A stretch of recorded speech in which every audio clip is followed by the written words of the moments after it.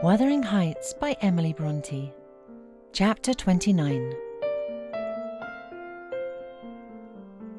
The evening after the funeral, my young lady and I were seated in the library, now musing mournfully, one of us despairingly, on our loss, now venturing conjectures as to the gloomy future. We had just agreed the best destiny which could await Catherine would be a permission to continue resident at the Grange, at least during Linton's life, he being allowed to join her there, and I to remain as housekeeper.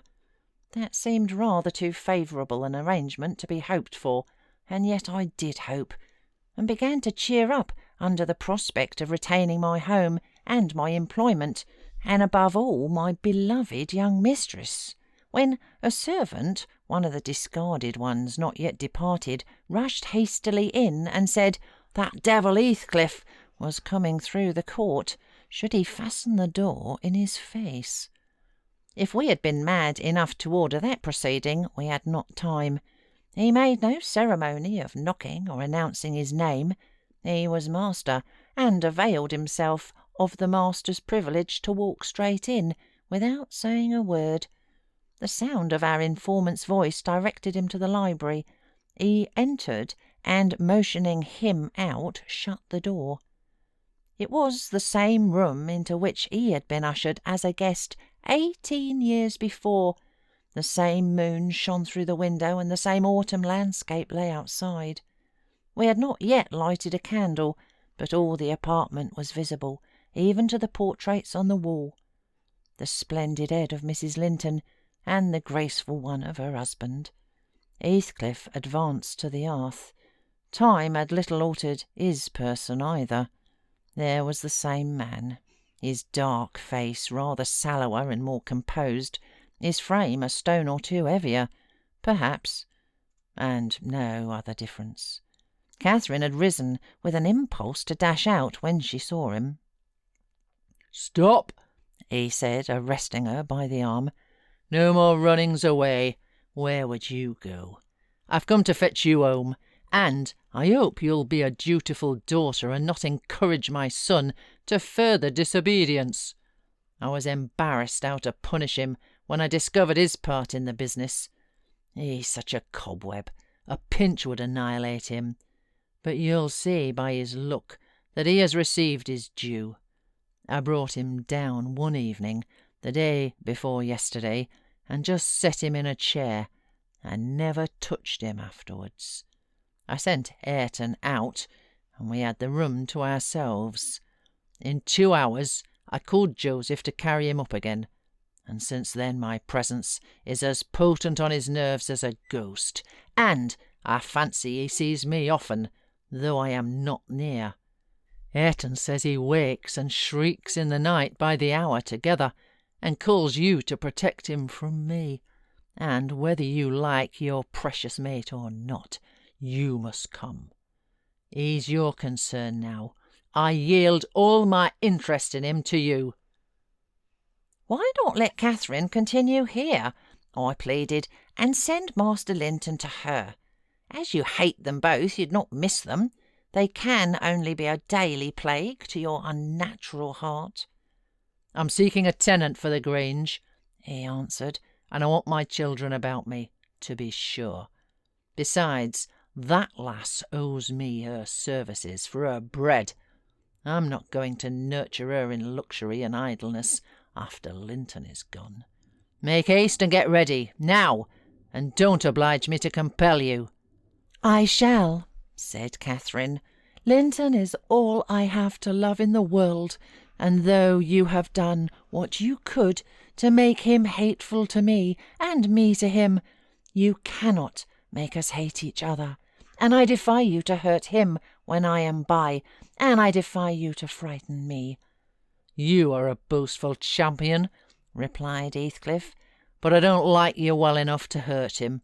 You shall get the full benefit of the torment as long as it lasts. It is not I who will make him hateful to you. It is your own sweet spirit.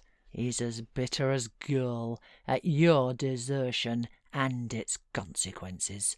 Don't expect thanks for this noble devotion. I heard him draw a pleasant picture to Zillah of what he would do if he were as strong as I. The inclination is there, and his very weakness will sharpen his wits to find a substitute for strength." "I know he has a bad nature," said Catherine. "He's your son. But I'm glad I've a better to forgive it. And I know he loves me, and for that reason I love him, Mr. Heathcliff. You have nobody to love you, and however miserable you make us, we shall still have the revenge of thinking that your cruelty arises from your greater misery. You are miserable, are you not?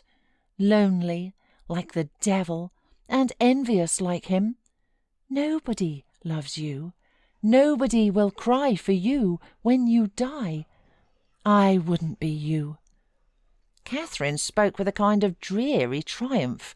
She seemed to have made up her mind to enter into the spirit of her future family, and draw pleasure from the griefs of her enemies. "You shall be sorry to be yourself presently," said her father-in-law, "if you stand there another minute. Begone, witch, and get your things."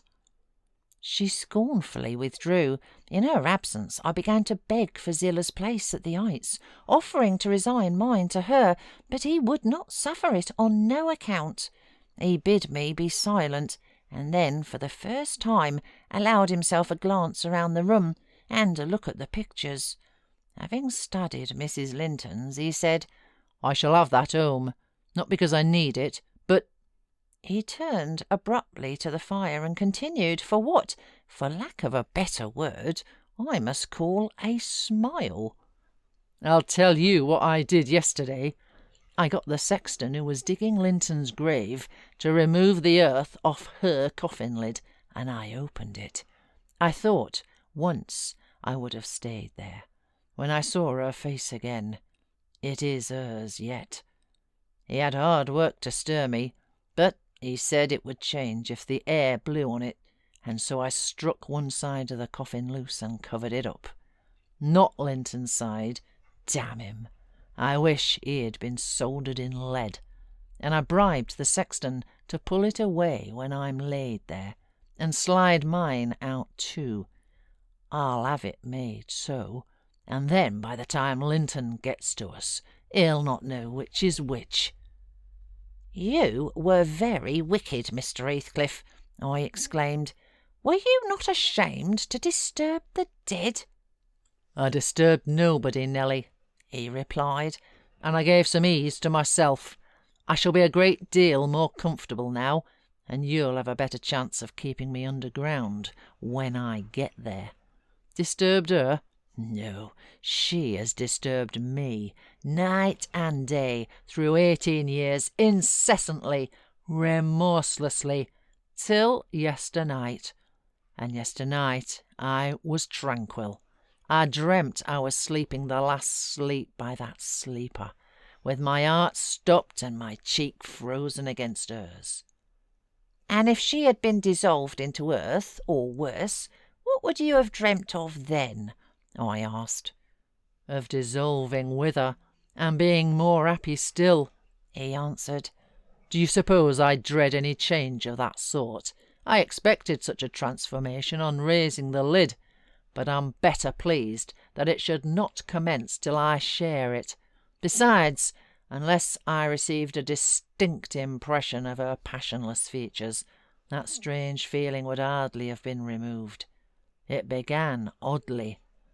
You know, I was wild after she died, and eternally from dawn to dawn, praying her to return to me her spirit.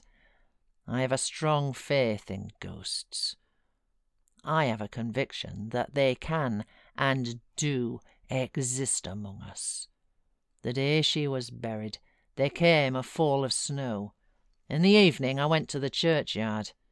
It blew bleak as winter. All round was solitary.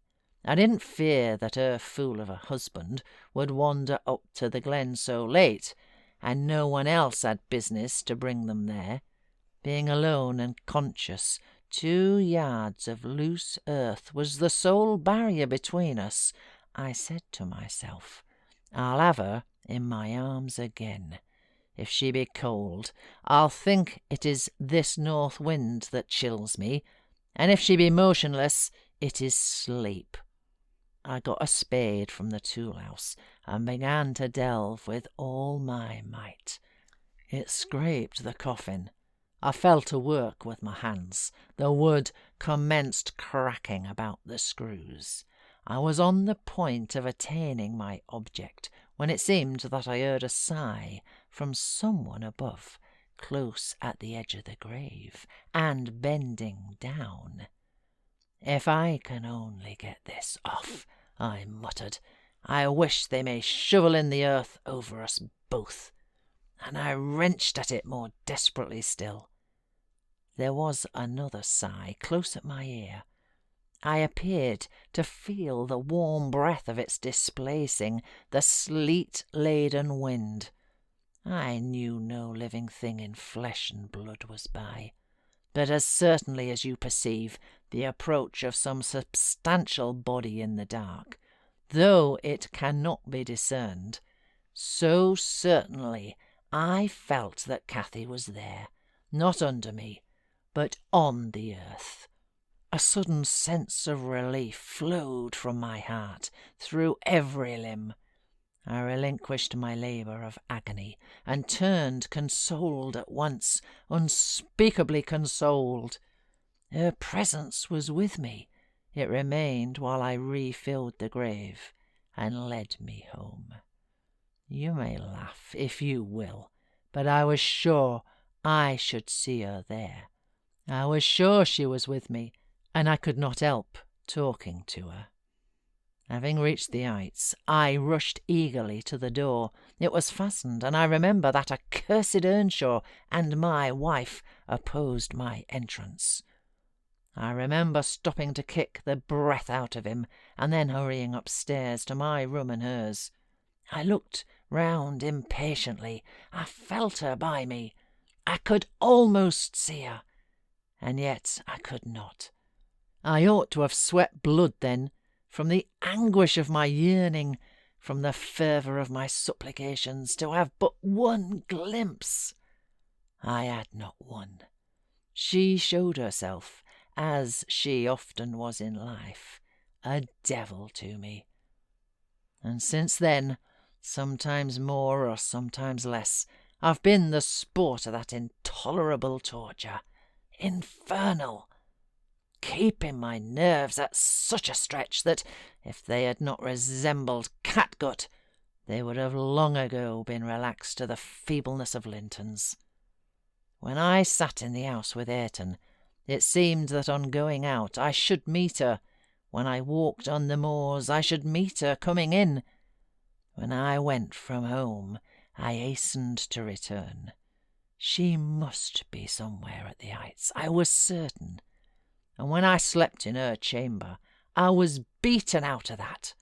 I couldn't lie there, for the moment I closed my eyes she was either outside the window, or sliding back the panels, or entering the room, or even resting her darling head on the same pillow as she did when a child. And I must open my lids to see. And so I opened and closed them 100 times a night, to be always disappointed. It racked me. I've often groaned aloud till that old rascal Joseph no doubt believed that my conscience was playing the fiend inside of me. Now, since I've seen her, I'm pacified a little.